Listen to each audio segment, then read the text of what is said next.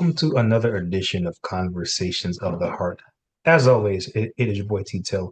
We have a very, very special guest today in the building.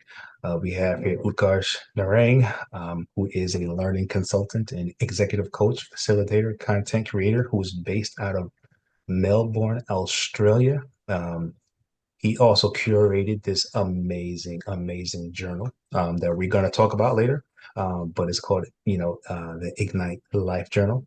And Want to welcome Utkarsh here to Conversations of the Heart. Thank you, sir. Thank you for joining us all the way in Australia. We definitely appreciate you. And for the people who don't know you, give my audience a brief introduction of just who you are. Beautiful. Thank you for having me, Terence. And I often start conversations, and this is a conversation of the heart, so even more special. I start them by saying that I'm in the future because I'm on my Thursday, almost afternoon, and the future looks amazing. So all our listeners can hopefully have a great time listening to our conversation. To give a brief introduction, 39 years on the planet, did a few different things throughout this journey, and Mhm. it's been truly a joy. And someone was asking me a few weeks ago, a coachee of mine, Utkarsh, what allowed you to do all these different things, which I'll share about? And I told them because I was every single day living in the moment.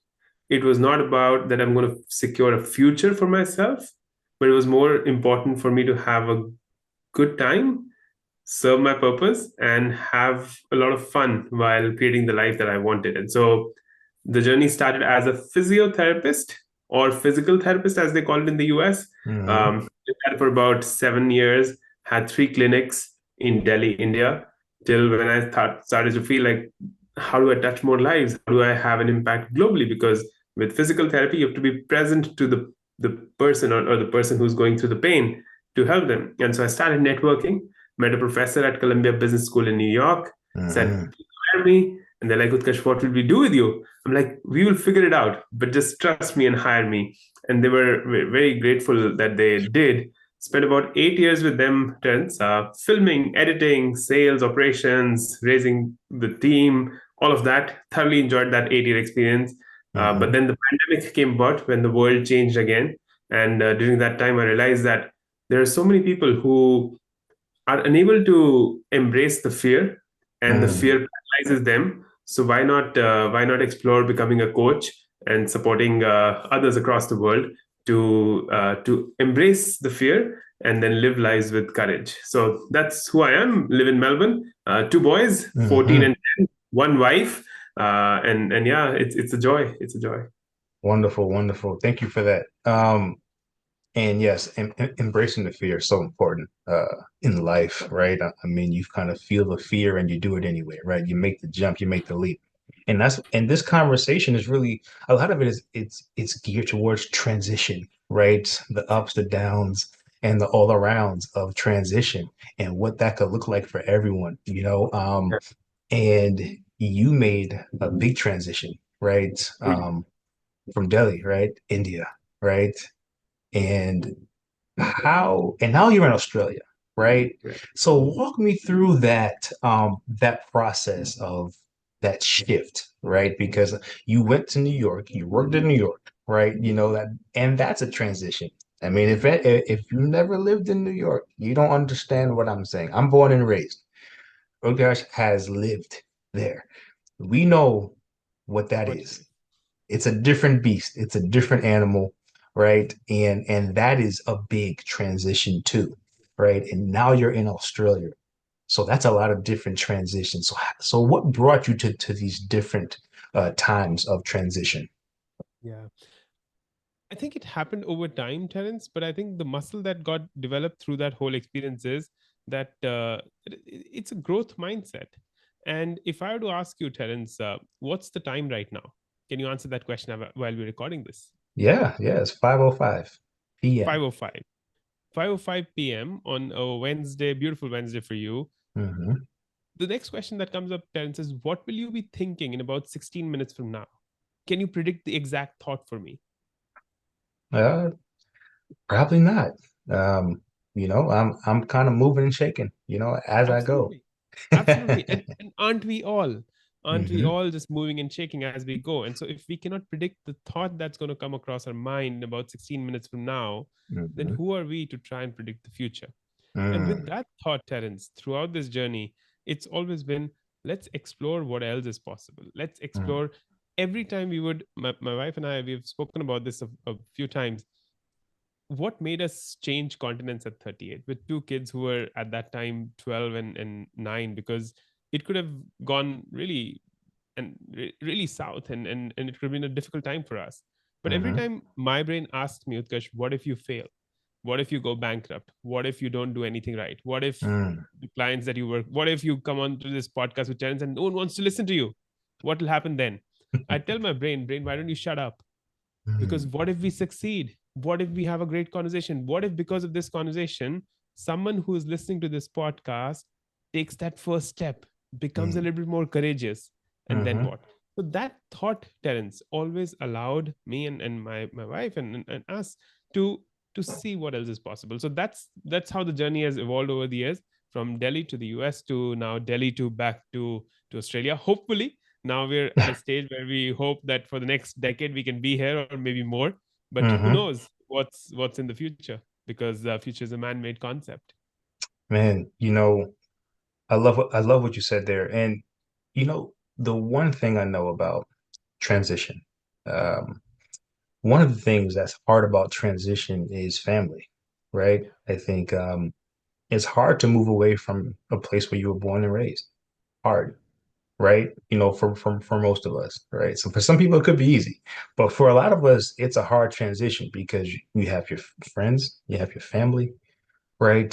They don't want you to go, right? It could be for their own selfish reasons, right? But even though it's well intentioned, yeah. right?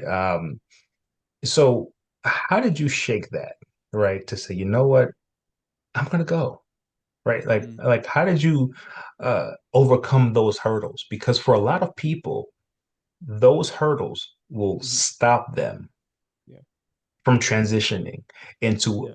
a completely different place in life, right? So how did you get through those kind of feelings of guilt, and just that feeling of, oh, I have to stay or I should stay, right? I Mm, think sometimes we always feel like that because one, you don't want to lose relationships, correct. family, friends, dynamics and things like that. Mm, That's scary yeah, for most people, right? So how did you kind of navigate those waters? yeah. It's a Yeah, thank you for that question. It's a very thought-provoking question for me right here, because part of me is and Terence, the first 25, 26 years of my life were in my parents' home, Hmm. and just in the same place. Did go to college, but that college was like a drive, a 30-minute drive away, so never left home as such.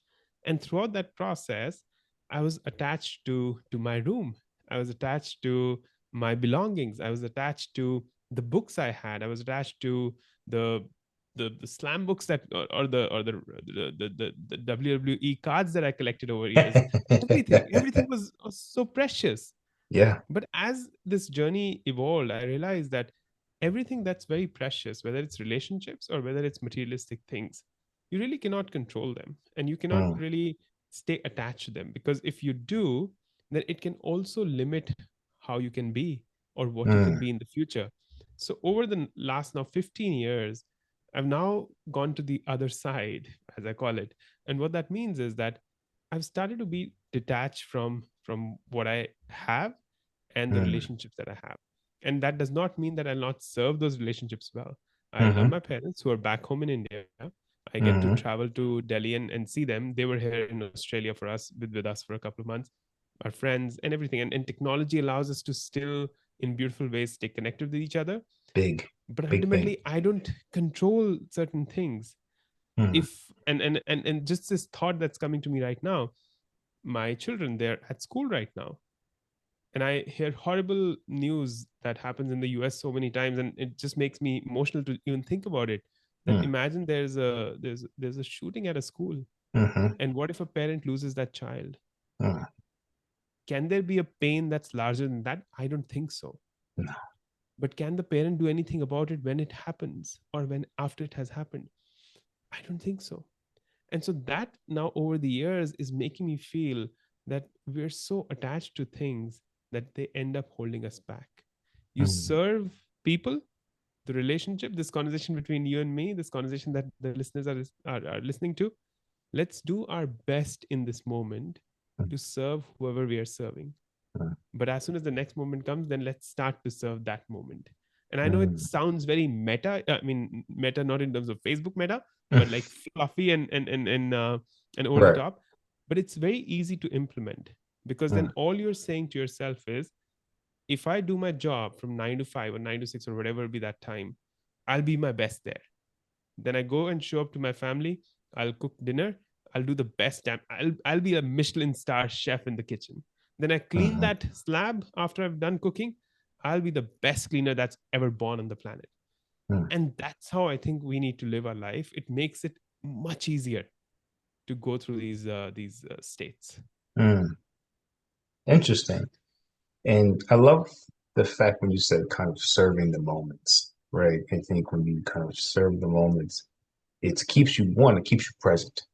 Um, and I think, especially here, and you lived in New York City, so you know, a lot of times you don't live in the moment in New York City. It's so fast, it's so busy. We're just boom, boom, boom, going to the next thing, next thing, next thing. And a lot of times you don't get to serve the moment. Like you don't get to be present, right? As much as you should. Um, and that could be with family, that could be with, friends, uh, partners, right? It's, because it's like people are working there. They're working and they're talking to their spouse at the same time. They're working and they're trying to deal with their kids at the same time. They're on the phone and they're trying to do different, like it's a Yeah, thing. it's a Um, thing. it's a big thing, and I've noticed, kind of transitioning out of New York into the place where I am now, Mhm. you tend to realize that sometimes things are a little slower in other Yeah, places, right? To where like you're serving those moments a little bit more, right? And correct. sometimes for me, sometimes I'm like, man, sometimes I gotta miss the hustle a little bit, a smidge, Yeah. right? But on a grander scale, right? Mm. It's good to take a step back, right? And do those little things of serving the moments and focusing on being the best you that you could possibly be is in that moment. And I think Absolutely. that's something that you really hit on. Yeah, and I think I've read on a very famous cap that a dear friend was wearing, that you owe yourself everything. And as I read that, Terence, we owe this to ourselves first, because Mhm. sometimes you're not even present to our own thoughts, our own Mm. emotions, our own conversations. Mm. We will be moving from one thing to the other, one meeting to the next, one child to the other, one class to the other. Mhm. And we keep going through all of that mechanism. And then Mhm. there comes a day when we drop dead. And I feel it's an underservice to this human life Mm. if we are not intentional about it, if we're not aware about it. And I think Mm. that's why this conversation, I first owe it to myself to have a beautiful conversation with Terence, and then I owe it to you, and then to the listeners who are going to be here. So I Mhm. think that just makes it very easy, because then I'm not trying to be in 5 places at the same time. And this lesson, I think, over the time has come from my kids also, Terence, Mm. because I would be playing Scrabble with them, and an email would pop up on my phone, and I would get distracted. And it's not that I don't do that yet. I mean, Right. it still happens to me Of where I'm course. distracted, when I'm looking at something else. But I'm more aware that, Utkarsh, what the F are you doing, my friend? You're focusing on your email while you're playing Yeah. Scrabble with your child, while you're talking to your spouse, while you're trying to think of what you're going to do in the next meeting. How much will you do in one moment? Because you're not then applying yourself in the best way to anything. And that to me is just painful to say the least. And somebody listening might have a question and say, Utkarsh, I hear you, Mm, and that sounds good. Mm. but there's not enough hours in the day. Hmm. And to that, you say what? There'll never be. There'll never be enough Mm, hours in the day. You got to choose. You got to choose if spending that 45 minutes on Instagram was worth it. You got to mm, choose if watching those two Netflix series back to back was worth it. You got to choose if going through everything that you're going, is that worth it? And that's where I say, and you spoke about the journal at the onset, Terence. mhm, There's this 2% rule that I've been trying to now implement with my coaches wherever I speak. And what that really is, that if I were to ask you what's 2% of 24 hours, the mind starts to boggle, does the math. I'll give you a drum roll. The 2% of 24 is about 28 minutes, Terence. mm, I ask people to start with that much time to just be with yourself, to just plan how this day is going to look like, mm, to just plan what your intentions are for today, for the next week. And I understand there are bills to pay, there's job to be done, which is now seeping about 12 hours of our time. But if you do that job right, if you produce the right output, maybe you'll get done in 9 hours. And then the choice is yours to block your calendar, to find the time. And I know these are hard choices. Who said this was easy? I'm not saying it's easy. mm, I'm just saying that it's worth putting this effort to live your best life. mm, mm. And that's true because, when you think about it, you're right. There's never going to be enough time in the day, right? And I think even just us as humans, we can create so many things to do during of the day. Even if you, even if there was a way to say, you know what, we're going to give you an extra 12 hours in the day. Mm-hmm. You Mm-hmm. find something to do and then say, there's not enough time in the day, Absolutely. right? Because we're always just creatures of habit. We're on to the next thing, right? And that is an amazing thing because, a lot of people say, hey, you know what, Terrence, look, I gotta, I have to find a way to work. I have to find a way to take care of my spouse or be with my spouse, be present there. I gotta go to the gym. I gotta eat healthy. I gotta work on my business and then sleep. How do we do this? Right? And those are fair questions, right? It I is. think, and if you add kids to that mix, it Oh, gets even more difficult, it right? does. And I find that most people, especially with kids, I could be wrong, will sacrifice their own health and well-being and just say, you know what, I'll work on my business. I'll work on, I'll do stuff with the kids, make sure the kids are taken care of at work, and I won't work out, or I won't, Yeah. do the things that I need to do for myself as a parent, right? And as a human, right? And so I find that it's either you're always wearing the working hat and Yeah. then you come home and then you work and then you don't have time for you. Yeah. But that has repercussions as well, Terence. And I've been through this. When we moved to Australia, so that was March of 2023. At that point, I was my unhealthiest self. Mm. I was about 240 pounds. I What? could not, 240. I Okay. could not run a mile. I could not play with my kids. I was a mess. I was working on my business and I was telling myself, let me first figure out the business. Let me first get my Yeah. followers right, get the book out, get a Mm, few keynotes done, 10 podcasts later, then I look at my health. mm, But what I realized started happening was, and I started drinking, and mhm, not drinking like every day, but I would enjoy. I've come mhm. to Australia, they have the best beer. So why not enjoy Yeah. 2 days or 3 days a week? And then Yeah. that would start to take more toll on my health. And Hmm. at 240 pounds, it was December of last year, 2023. Hmm. We typically take a break every year during Christmas. And so we were at this beautiful place called Wilson Prom, which is like a 4 hour drive from where I'm at in Melbourne. And I have this habit of writing a letter to myself in the future, that on Mm, January 1, I'll write myself a letter to January 1, 2025, that when I read this letter, Utkarsh, you should be weighing this much, because you're not a role model to your children. You're Mm, trying to help people get better through your coaching, through your book, through your work, but you're not better, my friend. You weigh mm. 240 pounds, you're not breathing properly, you're stressed. What the F is wrong with you? And so that's when I made a commitment that I'm going to run the Melbourne half marathon, which was on Sunday, 13th of October.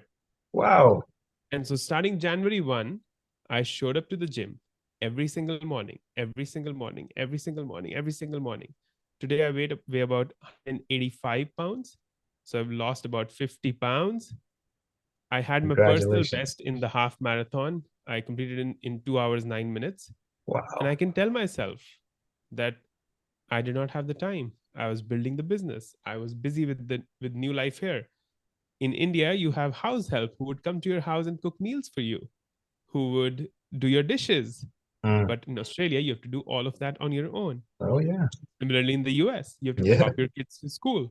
And I can find 100,000 reasons to not pursue that challenge, Wow. because New Year resolutions disappear. But there's actual research to prove that 89% of people lose their resolutions by March of the year. Mm.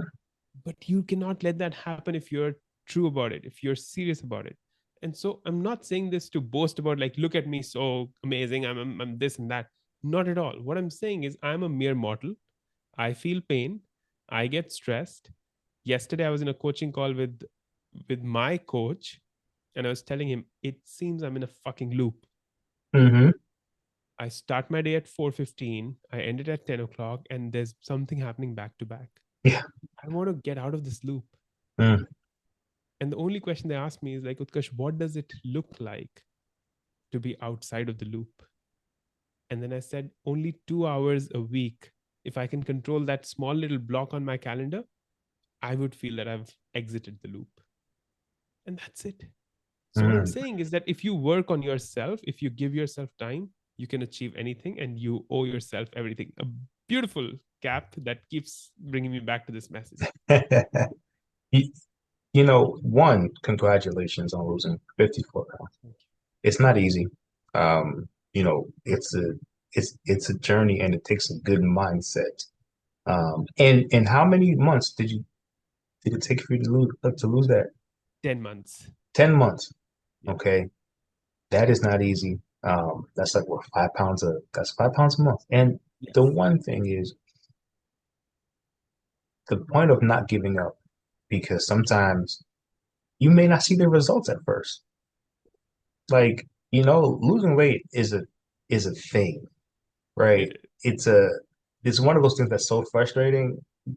because because you could be going to the gym every day Mhm. and not see a pound come off. And you look Yeah. in the mirror and you're like, what am I doing this for? Yeah. Why am I doing this? I could be going eating a cheeseburger and feeling happy right now, right? And French But fries and a liter of Coke. Oh, it's so yeah, delicious. right. But Yeah. the point is to keep going. And yes, because you owed it to yourself to lose the weight, right? Yeah. And to really say, you know what, I want to be the best version of myself for my kids. And to see and have them see me run this marathon. Yeah. That's amazing. Yeah. Um, and so congratulations on that accomplishment because that is not an easy feat. 50 pounds of anything Yeah. is hard to lose. That is a fact. And as I'm speaking with you, that's now I realize, and while I was talking to you, I actually did the calculation, because my brain thinks of weight in kilograms. That's what we follow in India and in Australia. And Hmm. so I was doing this calculation. I did not realize that I've crossed 50 pounds. I've lost 50 pounds, because it is massive. But on some days, it was really hard to show up at the gym. Yeah. But then it tends to end up becoming like your inner sanctuary, Terence, where you Hmm. feel you Hmm. go there not just to lose weight and exercise, you go there because it's meditative.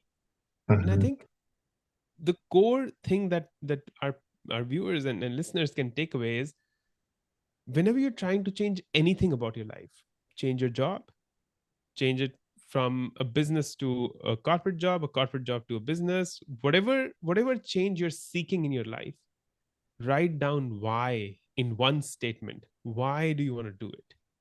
Mm, If that why statement is super clear, you're unstoppable. mm, Unstoppable. mm, mm. Wow. And it's also something that you can tell your coachees too. It's like, hey, listen, if I could do it, then you can do it. And the one thing I will tell you, what I've learned about the gym is it's the people that I see there sometimes that is inspiring. And it's not the big muscle people. Mm, It's the people who are 60, 70, 80 years old yeah, on those treadmills, working out, stretching, lifting the weights, doing what it is that do it, even if it's slow, even if they're moving at a slower pace, they're in there. they're in there. And sometimes they're beating you to the gym. 100%. And I'm like, 100%.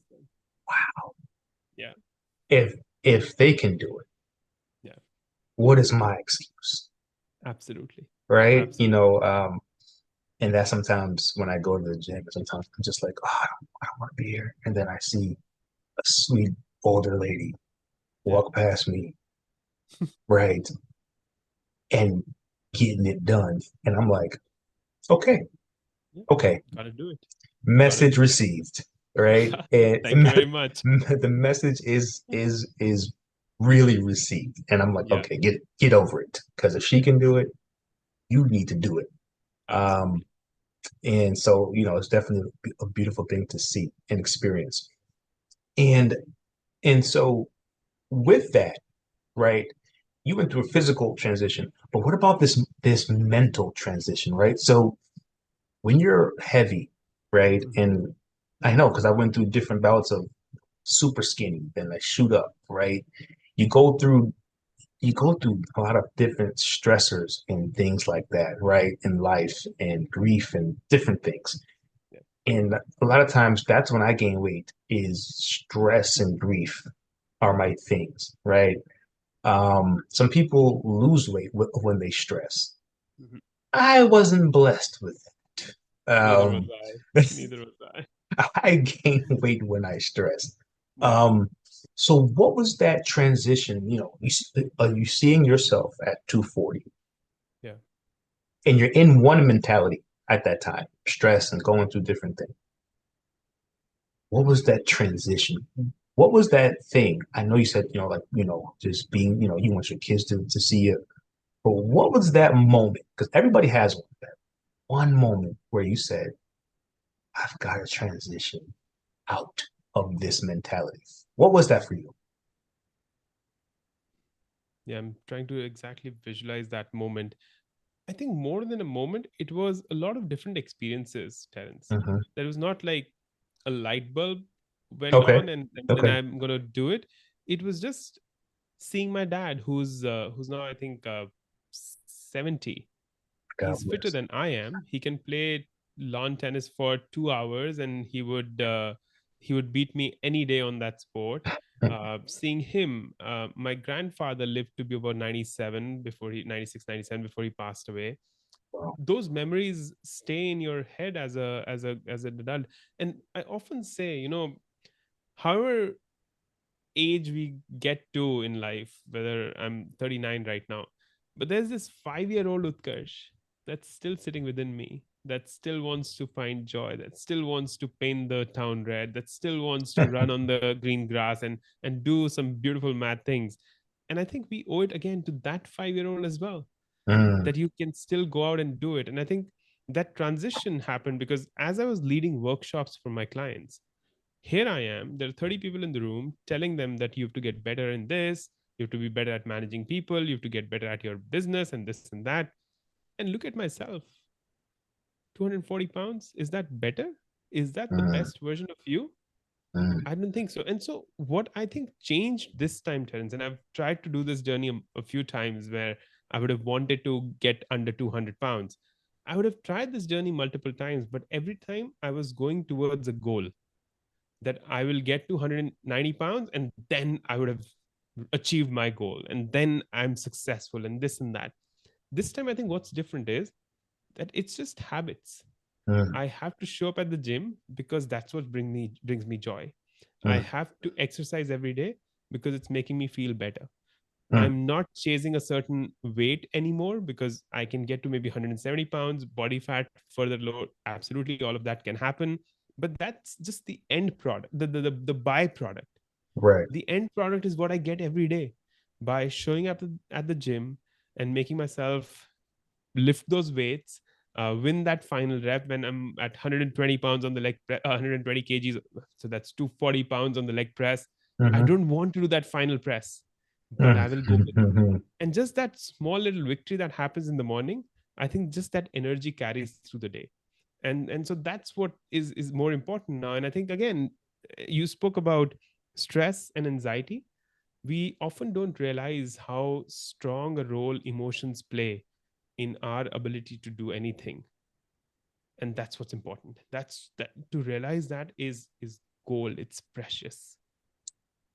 Yeah, I think when it comes to this whole part of stress, grief, emotions, a lot of people don't understand just how much that affects us even physically. Um, Even in sickness and things like that, and how much stress and grief and all of those things can really set a tone for us health wise, Yeah. and I've seen it, down through the years. I've seen it in my own life where it's just you get to a place where if you don't get really centered about your thoughts, right, or and also intentional about your Mhm. thoughts, right, if you don't seek the necessary help too. Mhm. I'm a big advocate for therapy, for, you have to me, it's some people, we need it. It's, hey, if I can't figure this thing out, I need to get some help. Yeah. And again, therapy is not medication. People aren't going to just start giving you medication. It's really a place for an outlet, a place for you to strategize, a place for you to unpack, just like the gym does for you physically. Yeah. Therapy does for you mentally and emotionally, right? And it gives you a safe place for you to kind of just say, okay, right? And strategize about how you can let go of things that have happened, Yeah. right? And so, I just want to put that out there because I am a staunch advocate for taking care of yourself mentally. If getting in the gym is great, but there's so many people that's in the gym, but up here, they're still a mess, right? They're a beautiful shell. It looks good, but inwardly, you know, one of the things that I always say is what scares me the most Mhm. is not what people show me. It's not what they, it's not the gym, it's not the positivity. It's when they lay their head down at night at the pillow. Mhm. What are you going to sleep thinking about? Mhm. That's those thoughts are to me is what's most important. When you're not working, when you're not dealing with the kids, when you it's those moments right there when there are no distractions and you lay down there and you're just sitting there to yourself. Mhm. What are you thinking about? And how is it affecting your everyday life? Yeah. So powerful. So powerful. What you've just you've taken our conversation to that next level right here, Terence, because I truly believe that that moment when we're about to go to sleep, and our thoughts in that moment, are they serving us or are they making us struggle? I think it's really important. It shows up in subconscious, unconscious, and conscious ways, into Mm-hmm, who we are. And what I've seen is that that's the most important time of my, and I'm going to speak about myself, I'm not going to speak mm-hmm, about anyone else. That's the most important precious time for myself. And I've seen my partner, my wife, struggle through insomnia while mm-hmm, we were in India. And that was one of the big reasons that we moved to Australia, because all the stressors that were on her, she was running her own business. She had a mm-hmm, team of about 15 people, and she would put her head down, and from say 10 p.m. to about 2 a.m., 3 a.m., sometimes mm, 4 a.m., mm, all that will go through her mind was the mm, struggles that happened through her in the previous day. And then the mind would try and fool her into thinking about the struggles of the next day and then mhm, not let her sleep. And even after at 4 o'clock in the morning, if she would sleep, she would be back at work at 9 a.m. because that was her responsibility to her. And so I've mm, seen that struggle, and I feel that struggle too deeply if anyone's going through that. mm, What I have been personally believed always, there's this quote by Mahatma Gandhi where he says, "When I sleep at night, I die. mm, And then when I wake up the next morning, I'm born again." mm, That to me is the essence of my ability to lay on the bed at night. I don't want any thoughts. I want to accomplish everything that I've done in the day by serving the moment so thoughtfully and beautifully that mm, when I'm on my bed, I'm not worried about the next moment. mm. The only thing that's on my mind is a peaceful sleep. And then Peace. waking up at 4 o'clock. That's the Mhm, second thing that is on my mind. And I think that really is something that we all should be focusing on. And so if you're in a workplace, if you're in a relationship, if you're in any place where you feel that those stressors are taking over your sleep, therapy, what Terence you're speaking about, I fully advocate that. It mm, it it's a vent, it's an outlet, but it also teaches you how to reframe certain situations which you cannot think mhm, of on your own because emotions are overwhelming you. So mhm. absolutely, I think that's and peace is my word, Terence, that I have when I lay down on that bed. See, we're here Hmm. because I talk about peace a lot. People say, I want to be happy. I want to be happy. I want to be happy. Happy. To me, I say, I just want to be at peace, Hmm. right? Because happiness is fleeting.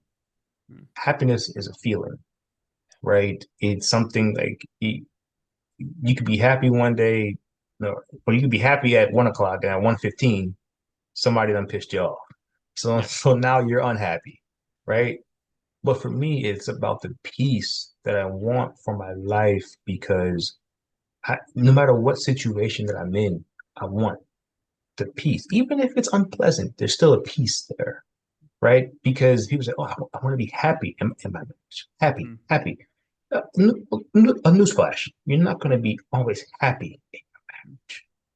You're not going to be always happy with your children. You're not going to always be happy, right? Like that's the thing. It's like I just want to be happy. It's like yeah, but that's not a realistic thing. For me, I want to be at peace every day, Yeah. right? I think the peace is something that sustains past everything, right? Happiness, anger, whatever the case is. You know what? I'm not having the best day, but I'm at peace. I'm okay, Yeah. right? But this swing of happy, sad, happy, happy, this it's imbalanced. Hmm. Peace is more about a balance. It's more about just that Yeah. I'm at I think peace.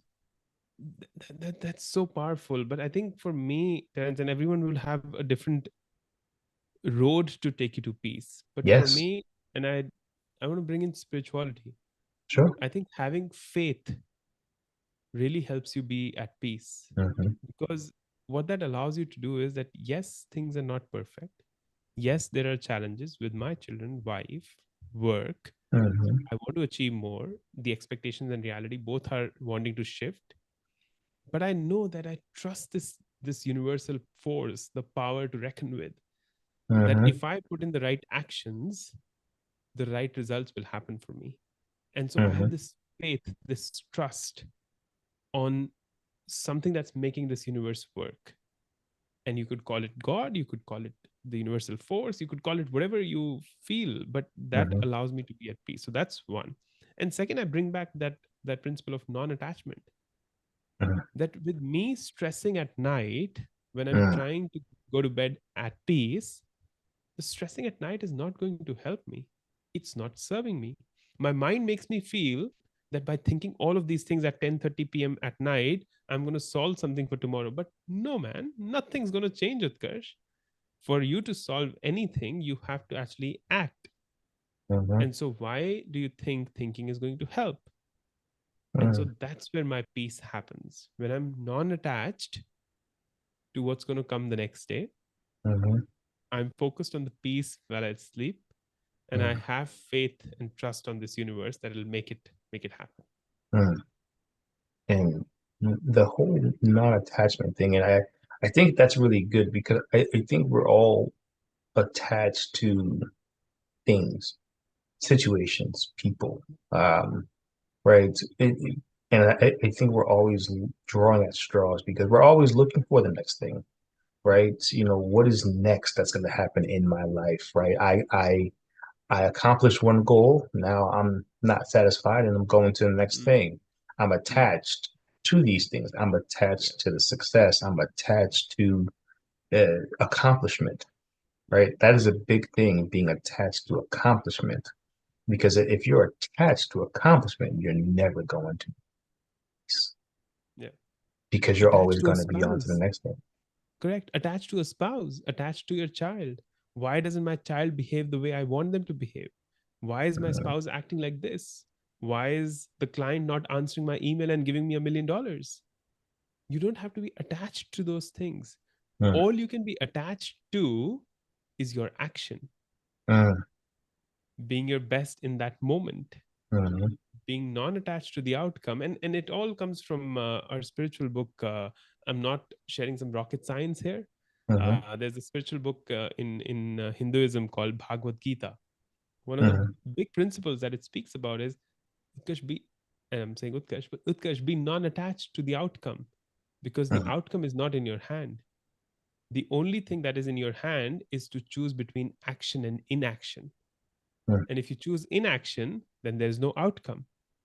mm, And so choose action and then stay non attached, because then, as Terence told you, you'll be at peace. mm. I appreciate that. And so, how does one um, ignite their life? Whew, whew, where are you taking us, my friend? I think I think I'm going to this journal that you wrote, right? Yeah, It's the ignite, life journal. yeah. What was the inspiration behind it? There it is. There it is. It is. Uh, It's a pretty pink Ignite life journal. Yeah. As you, yeah, you're asking about the inspiration. I think what I was realizing again and again, Terence, is that whoever I'm speaking with, they're all attached to the outcome. They're Mm, all trying to find success on the outside. They're all trying to climb these different mountains that you just spoke about. And that is not allowing them to be at peace. mm, mm, I think peace comes from getting to know yourself a little better.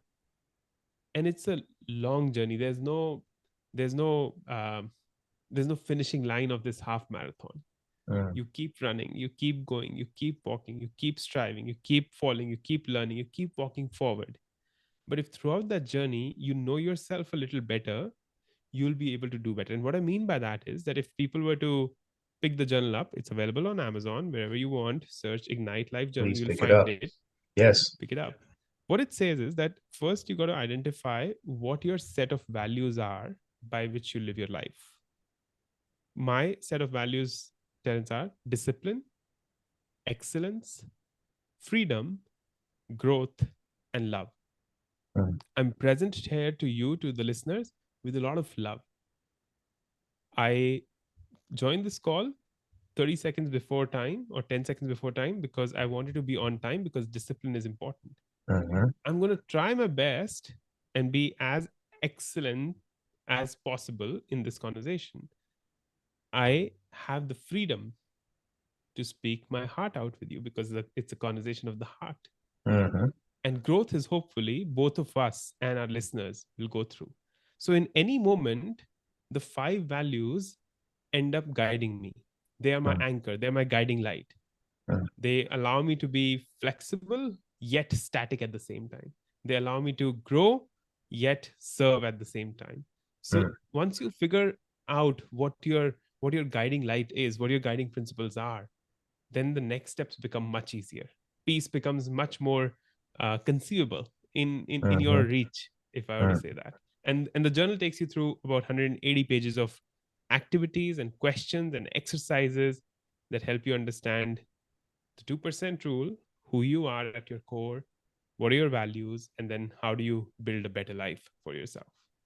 I love that. And just so the listeners know, you won't have to go far. The link is going to be right here in the body of this particular show.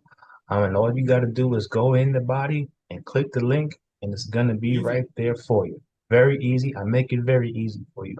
And I would encourage everyone across the world to go ahead and support this because I mean, this is a person here who has a mantra, believes in the mantra. As you can see, he has lived the mantra, um, and and he walks exactly what he talks, right?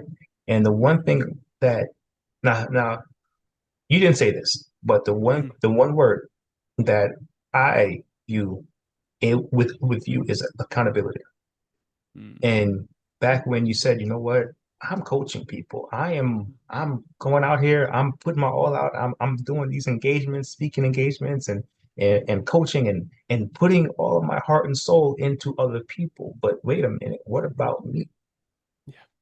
What what about, oh gosh, what about me? So you know what? I'm gonna do that, but I'm gonna hold myself accountable to the same principles. And you did that. Yeah. And that is to be applauded because you are walking it like you're talking it. And that is something that is so important for us, right? As speakers, as coaches, if we're gonna talk it, then we gotta live it and we gotta walk it, right? And you walked it all off. You walked off all 54 pounds. So you so you've been walking. Literally. And so for me, when I look at you, I said that is somebody who is not just smart, right? Because that is a given. Yes, you're smart, you're well spoken. There's a lot of well spoken people that's selling fluff. Yeah. That's not holding themselves accountable. But you are a person that has held yourself to a standard, and you are not only just talking it, but you're actually doing the work. So I just want to applaud you for that. Because I love that personally about you, and I just wanted to say that. I absolutely appreciate that, and thank you so much for that. And what you just spoke about, I think there are many days when I feel like, oh, look at that person. Oh, look at that person. They've got their book published. They've got this. They've got 100,000 followers. Yep. And I know internally that what they're saying is not true to who they are. Mm-hmm. And then I start to feel like, what the hell are you doing, Utkarsh? Yes. But then what I tell myself is, Mm-hmm. Utkarsh, what do you seek? You seek peace at night when you sleep. You owe yourself this. Mm-hmm. Peace is what you're seeking.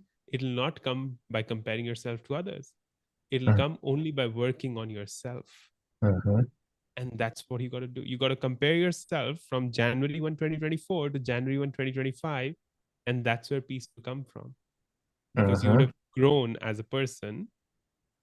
And that's what's important. I think that taking that accountability is something, again, we're talking first principles here, Terence. You owe it all to yourself. And if you don't do it, if you're not true to who you are, then what's this facade about? What's the mask that you're wearing? It's not going to be worth it. It's not going to be worth that human life. And that's why this human life needs to be ignited. Yeah. And, a lot of times, like when you compare, and it's easy to do, especially with social media. 100%. I think back in the day when we were growing up, man, I feel like so old saying that,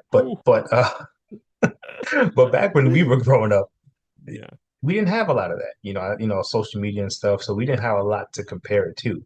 And there's just a lot of information out there. And it's like online and on social media, everybody's got it all together. Everyone is a millionaire. Everyone is taking $10,000 vacations and living lavishly and successful. And you're looking at yourself like, wow, like I'm not where these people are, and they say that, comparison is the thief of joy, right? And it's just one of those things that when you're looking at everyone else sometimes you take the focus off of you and you go into a very depressive state because it's like you don't even give yourself the grace as you're going through these things, and you're not even seeing the whole story. You're only seeing the highlights. You're only seeing the good things. You're only seeing those things. You don't know what they went through to get to that success, right? Or you don't know what they had to do to Right. get that success, which Yeah. may not be something you want to do, right? And so, I think the one thing is just to focus on you, focus on your journey, run your race, right? Yeah. Shed those pounds, run your own race, right? Absolutely. And really just get into just you and focus on you, right? Yeah. Because I'll be honest, social media is a big lie, right? Because when you look at real statistics about the economy, unemployment, layoff rates, so many people have gotten laid off in these last 2 years, right? Yeah. But everybody's out, everybody's vacationing, everyone is putting up these lavish things. And it's like, do you know how Mm. people are laid off living paycheck to paycheck right now? These are facts, not fiction. But everyone is like, oh, you go online and then you're struggling. And you're like, wait a Yeah. minute, I got laid off, or Yeah. or I can't afford to get my wife this, or I can't afford to get my husband this. But when you go online, it's like you see everybody's doing what you want to do. True. And that's True. a hard place to be for a lot of people, It right? is. It is. And Terence, aren't we all feeding that lie? Because we're all attracted to those false lives on Instagram and on LinkedIn. And I posted a few weeks ago on LinkedIn because I was like, what the hell, man? Everyone on LinkedIn is a millionaire except me. And Everyone. and what the fuck is happening? Like, am I doing something wrong, or is someone leaking money out of my bank account because I don't have $1 million? It makes you And feel that way. and the truth is that maybe I don't even need it, and maybe what I'm seeing is not even the truth. And maybe that car that I'm seeing, the Lamborghini that's with that person, that's rented, or maybe it was standing in the parking lot of a big businessman and they just went there and took a screenshot with it, a Mm-hmm. photo with it. So Mm-hmm. we don't know the truth, and that's why I think I tell everyone who I work and speak with, you got to choose: are you a consumer or are you a creator? Mm-hmm. And I don't want you to start becoming like some big influencer that you want to be, but express your voice. Write an article, record a video, go on a podcast, start writing a book, write a poem, and don't do it for the world. Do it for yourself if you want to. If not, that's absolutely okay. Read a Mm-hmm. book that might help you. I keep asking people, do something that makes you a little better. Mm-hmm. And when you start on that journey, the dominoes start to fall one after the other, one after the other. And you will not even know, like realizing just now that 10 months I've lost 50 pounds. What the hell, man? What was I doing? If I were to go back to an interview in January, I would look so different. But I never realized that, Mm-hmm. because to me it's a journey and I'm on it. And maybe Mm-hmm. next time we speak, Terence, there'll be like 20 more pounds gone. But All that's right, come on, don't waste away now. I mean, keep a little muscle, keep a little yes. muscle. Yes. So yeah, just find your journey and find joy in you. I think that's the most important. I appreciate that. And so, what's next for you? What's on your plate? Like, you've accomplished the 54 pounds. You've ran the marathon. You've written, an amazing journal, right? You've created that. What's next for you?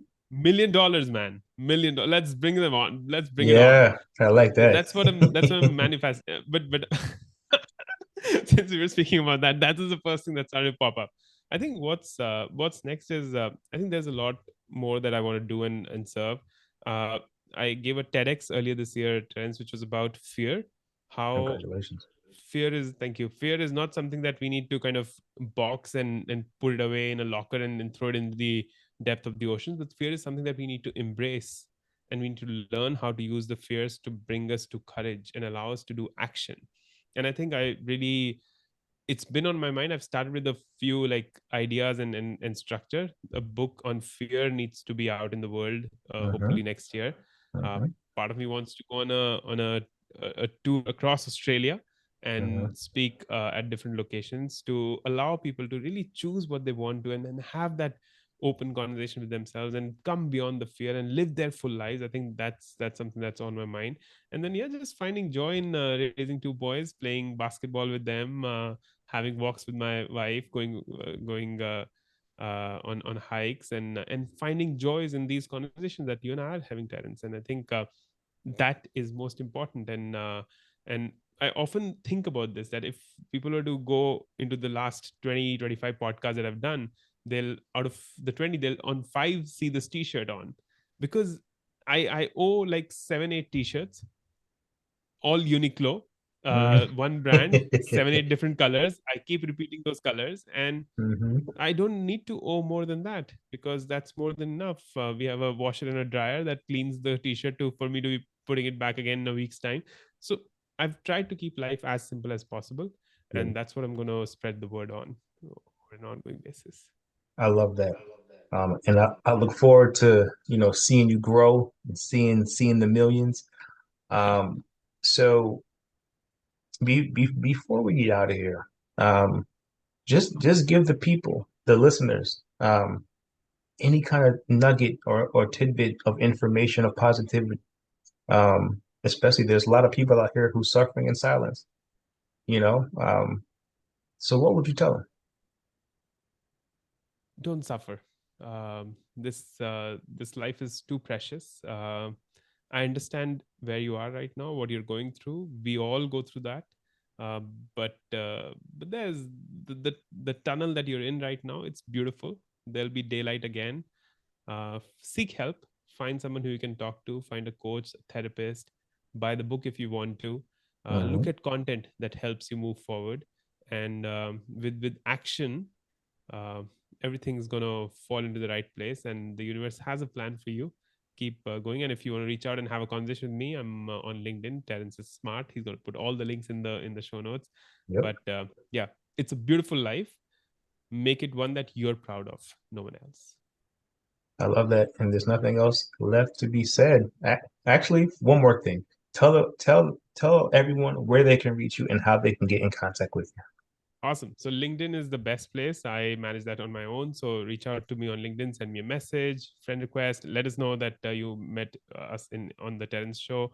And then the journal is on Amazon. Feel free to catch that. And then yeah, that's the best place, I think, Terence.